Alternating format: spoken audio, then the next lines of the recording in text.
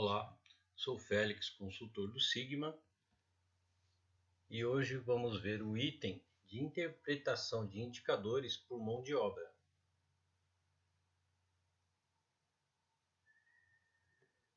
Pelo software Sigma, é possível termos uma gama de relatórios e indicadores referente à mão de obra.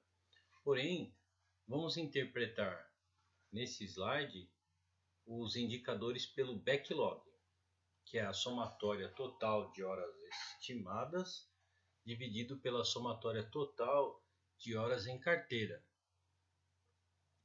Vamos determinar o tempo que a manutenção deverá trabalhar para executar os serviços pendentes, supondo que não cheguem novos pedidos ou ordens de serviço durante estas execuções. Então exemplificamos aqui um cenário com uma turma de 48 eletricistas e 52 OS. Seriam 28 e 23 horas homem estimado, 96 mecânicos com 76 OS, que daria 3.522 horas homem. Então vamos analisar este backlog. Quadro de pessoal, 48 eletricistas e 96 mecânicos. De férias nesse período tínhamos 4 eletricistas e 8 mecânicos.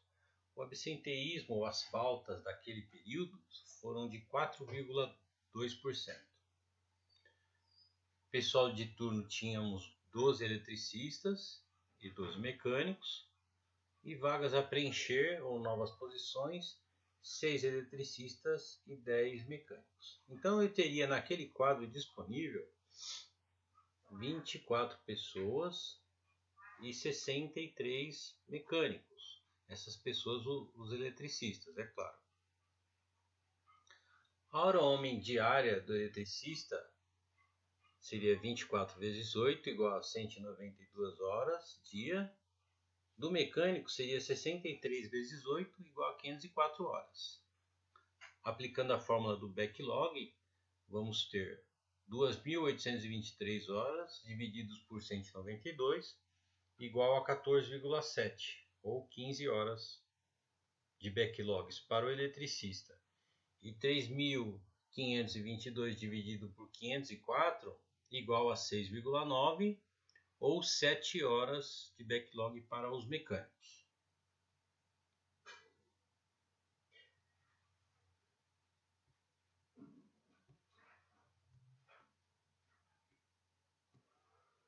Neste caso, então, podemos perceber que os eletricistas trabalharam cerca de 15 dias e os mecânicos 7 dias para atender esse serviço.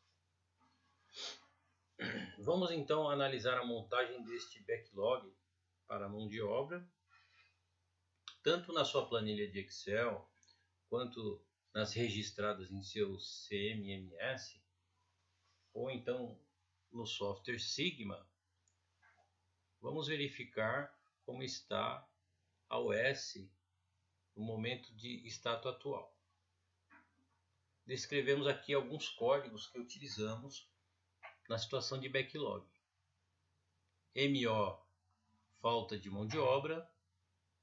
ME, falta de material. FE, falta de ferramentas. EA, equipamento de apoio. E o CT, falta de condição de trabalho. Estes códigos estarão na OS. Encontraremos descrito na OS.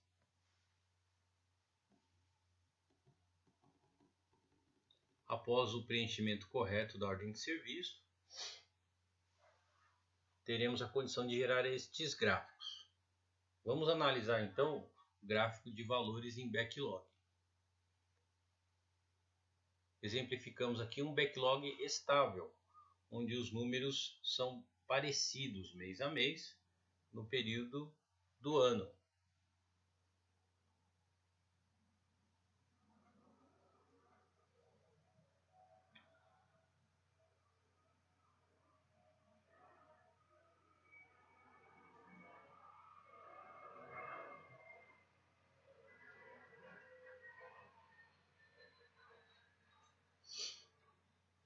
Quando analisamos o gráfico de backlog estável, geralmente ele tem um resultado bom, pois a entrada de ordem de serviço é igual ou está equilibrada com a saída ou baixa dessa OS.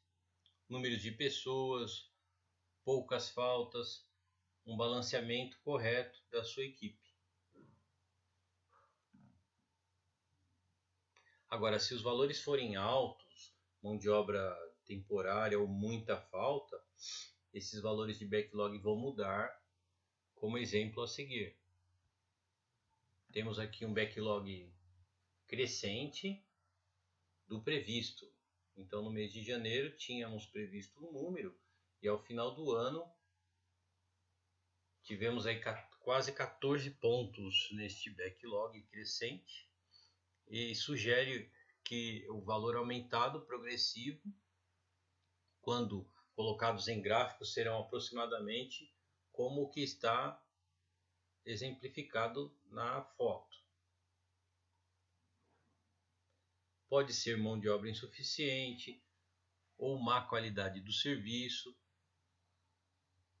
Até a liderança também não atuou nessas ordens de serviço, o que evidenciou um backlog crescente. Vamos então revisar o método de trabalho, procedimentos e retreinar a equipe. No slide a seguir, um backlog reduzido ou reduzindo, né, do previsto. Então, no início do ano, teríamos aí um número grande em backlog e esse backlog foi decrescendo, tendendo a se normalizar.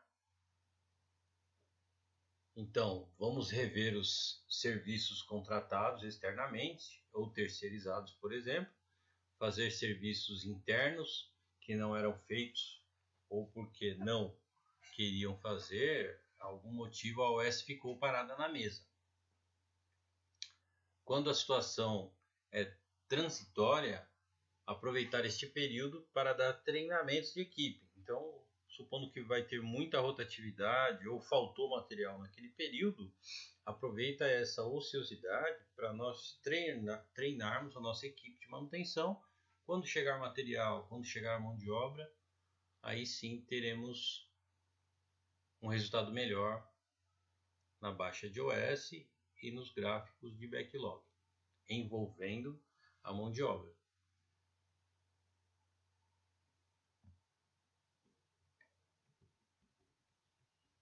Aqui temos o exemplo de um backlog com aumento súbito. Fatores que contribuem para essa situação podem ser a entrada de pedidos que consomem muita mão de obra, inspeções feitas nas áreas de produção, manutenção, ou seja, tínhamos 4 S's naquele período e após várias inspeções feitas em linha, viu que a realidade não era só 4 ou 6 OS, mas sim 12 OS mensais. Né? Então, evidenciou-se no gráfico de aumento súbito mais serviços do que o previsto naquele ano. Pode ter ocorrido mudança no padrão de qualidade, então o cliente anterior ao mês 6 dava ok ou aprovava as ordens de serviço e após o mês 8 houve mais exigência desse serviço. Até pode ter ocorrido redução de quadro de funcionários, o que ocasionou mais OS.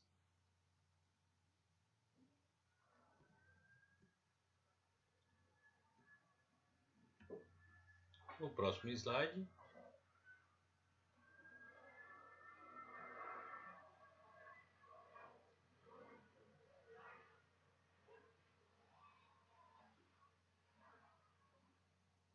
temos aqui um exemplo de backlog com redução brusca. Esse tipo de gráfico é comum de acontecer quando empresas identificam que tem um backlog alto e tomam uma ação rápida. Isso resulta no final do período de 1 ou 2 anos, esses gráficos lineares com uma redução brusca. pode envolver também contratação de mão de obra externa, início do serviço com critérios diferentes. Não existia computador, por exemplo, e a partir do mês 12 ou da semana 12 foi informatizado o sistema com valores reais. E revisões periódicas nesses arquivos, tanto físico quanto eletrônico. E um aumento na força de trabalho.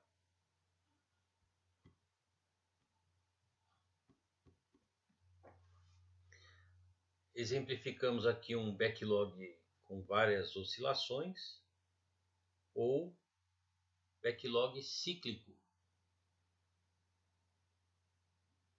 Este pode ser inspeções periódicas em áreas de produção que trazem OS diferentes em diferentes períodos. E cada chefe ali vai avaliar da sua forma. Então um mês vai ter muito serviço, o outro mês não. Um mês vai se baixar muita OS e no outro mês não.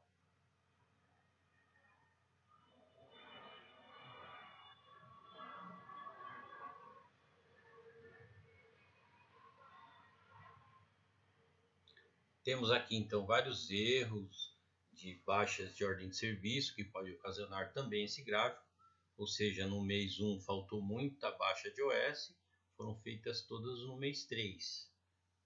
No mês 5 não foi feito OS e fez todas no mês 7. Isso consecutivamente vai mostrar ou evidenciar em gráficos cíclicos.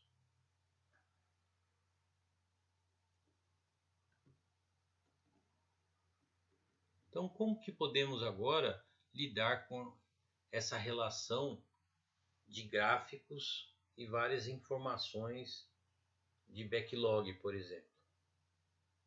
Então, na próxima aula, veremos indicadores de performance, que vai contar com horas de pessoal, vai contar com horas de máquina e até a qualidade da máquina. Importante revermos ou continuarmos lendo a apostila e alguns exercícios propostos ao final. Obrigado e até logo.